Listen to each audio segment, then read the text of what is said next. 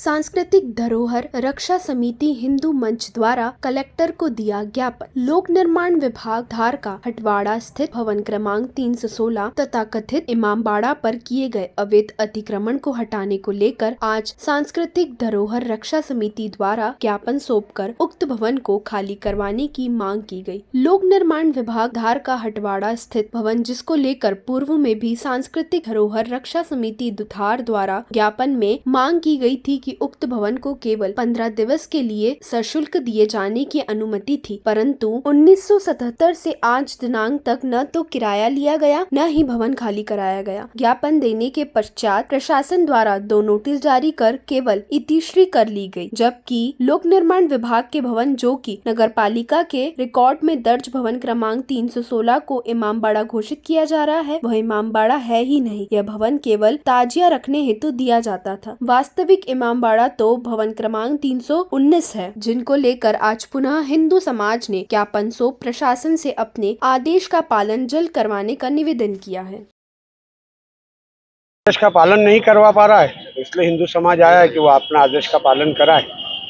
46 साल से अपने आदेश का पालन नहीं करा पा रहा है। क्या असल मुद्दा क्या है? असल मुद्दा यह है कि इमामबाड़ा जो शासकीय भवन है पीडब्ल्यूडी का, उसको किराए से मांगी थी इन्होंने। प्रशासन उनको किराए से दी 15 दिन के लिए सशुल्क। तो न 1977 से किराया वसूल कर पाए और न उनका अतिक्रमण हटा पाए। हम यही बताने आए थे कि आप आपके आदेश का पालन कराइए। हिंदुओं पर जब आदेश का पालन कराने की बारी आती है तो आपके पास सारा बल आता है, सारी इच्छा शक्ति आप लोगों के जागृत हो जाती है। मुसलमानों पर जो आदेश है उसके पालन कराने के समय आपकी इच्छा शक्तियाँ कहाँ गायब हो जाती है। तो सक्रिय हिंदू समाज का प्रदर्शन था। प्रदर्शन उसको नहीं बोल सकते, आग्रह करने गए थे कि आप आपका आदेश का पालन करिए। 24 घंटे का अल्टीमेटम भी दिया गया है, इसको किस प्रकार से देखते हैं? 24 घंटे का अल्टीमेटम नहीं दिया गया, शायद आप लोगों की जानकारी में गलत सूचना आई है। यथाशीघ्र का बोला है और यथाशीघ्र ही उस पर वो ताला लगाए। हिंदू समाज ताला लगाने नहीं जाएगा। जिनका आदेश है वो अपना आदेश का पालन करे। शासन लगाएगा जी बिल्कुल।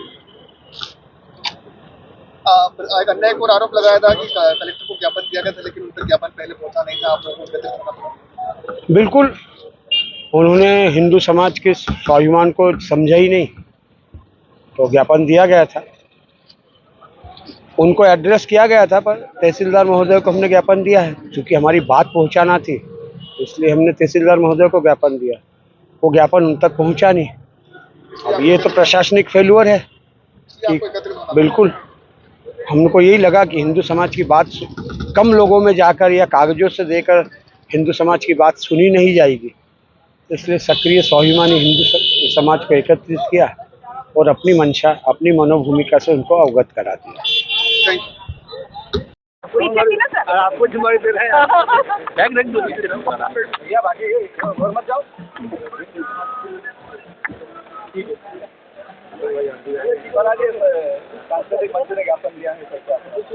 देखिए, इस मामले में मुझे भी ज्ञापन दिया गया है और इस पे जो भी आवश्यक कार्रवाई, नियमानुसार कार्रवाई जो भी होगी, उसके लिए जिला प्रशासन, पीडब्ल्यूडी को और अन्य विभाग जो भी इससे जुड़े हुए होंगे उनको निर्देशित भी करेंगे और हम लोग सुनिश्चित करेंगे कि नियमानुसार सुनवाई का अवसर देते हुए हम लोग इसमें कार्रवाई करेंगे। ये जानकारी में अब संज्ञान में ये चीज़ आ गई है और मैं इसके अलावा तो सभी धार वासियों से यही आग्रह करना चाहूँगा कि कानून व्यवस्था बनाए रखने में जिला प्रशासन का पूरा सहयोग करें। कानून व्यवस्था बनाए रखना ही सबके हित में है। यदि कानून व्यवस्था में किसी भी प्रकार का कोई उल्लंघन हम लोग महसूस करेंगे तो जो भी आवश्यक दंडात्मक कार्रवाई होगी वो हम लोग को करनी पड़ेगी। सर, इसके लिए कोई समय सीमा निर्धारित की गई है? देखिए, इसमें पीडब्ल्यूडी विभाग से जो नोटिस जारी किया गया है, मुझे बताया गया है, उनसे हम लोग पूछेंगे कि उनको जो नोटिस हैं तो यदि क्या जवाब आया है। और इतना ही मैं कह सकता हूँ कि प्राकृतिक न्याय के सिद्धांतों के अनुसार जो एक सुनवाई का अवसर दिया जाना चाहिए, जिसका अधिकार सभी को होता है, उस सुनवाई का अवसर। सिर्फ एक ज्ञापन को लेकर धार शहर में इतना भारी पुलिस बल तैनात किया गया, कहीं ना कहीं लोगों में नहीं। देखिए, आज के समय में हम लोगों की जिला प्रशासन की जो सबसे पहली जिम्मेदारी है वो आम जन की रक्षा सुरक्षा है। ये बात सही है कि कई बार ऐसा प्रतीत होता है कि ज्ञापन दिए जाने की प्रक्रिया में ना चाहते हुए भी कोई ऐसी कमी पेशी रह सकती है, कोई मिसचीफ हो सकता है। उस तरीके को देखते हुए हम लोग आसपास देखते रहते हैं, इस प्रकार की घटनाएं होती रहती हैं। इसमें किसी की कोई गलती नहीं रहती, जो संगठन आते हैं उनकी भी कोई गलती नहीं रहती, फिर भी जो है कोई ऐसी छुटपुट घटना सोशल मीडिया के दुष्प्रचार से हो जाता है। तो ये अब एक प्रैक्टिस सी है कि हम लोग प्रयास ये करते हैं कि एकदम हमारी व्यवस्था बिल्कुल दुरुस्त रहे। ये ऐसा नहीं है कि आज आप लोग त्योहारों पे भी देखते हैं, त्यौहार भी हमारे अच्छे से निपटते हैं, फिर भी हमारी व्यवस्था रहती है। उसको देख करके पुलिस प्रशासन के द्वारा ये व्यवस्था की गई। यात्रा रही है चांद पर जाने की, उसके लिए सभी जिला वासियों को मैं बधाई देता हूँ, शुभकामना देता हूँ। अपने वैज्ञानिकों को याद करता हूँ कि यह देश विश्व में अपना स्थान प्राप्त किया है। जहाँ तक धार शहर की कानून व्यवस्था की सवाल है, तो आम जनता की सुरक्षा, यहाँ की कानून व्यवस्था, यहाँ का सांप्रदायिक सौहार्द बना रहे, यह हम लोगों की सर्वोच्च प्राथमिकता है। आम जनता भयमुक्त होकर अपना व्यापार करे, अपना काम करे।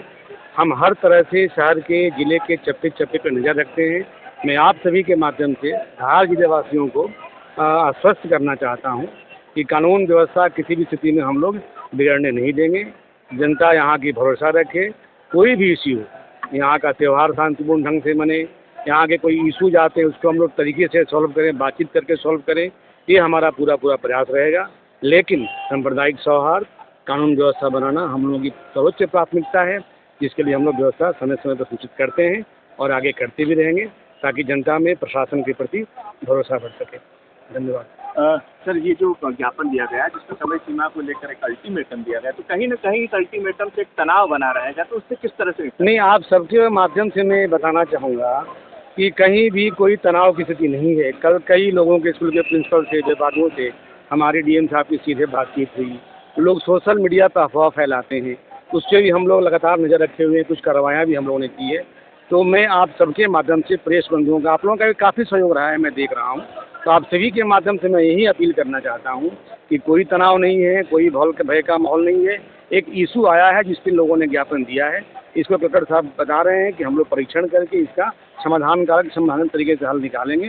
लेकिन किसी को भय होने की आवश्यकता नहीं है। कानून व्यवस्था बनाए रखना, सांप्रदायिक सौहार्द बनाए रखना हमारी सर्वोच्च प्राथमिकता है। आपके माध्यम से हम जिले की समस्त जनता से सहयोग भी चाहते हैं। धन्यवाद। ये नगर पालिका वाले आज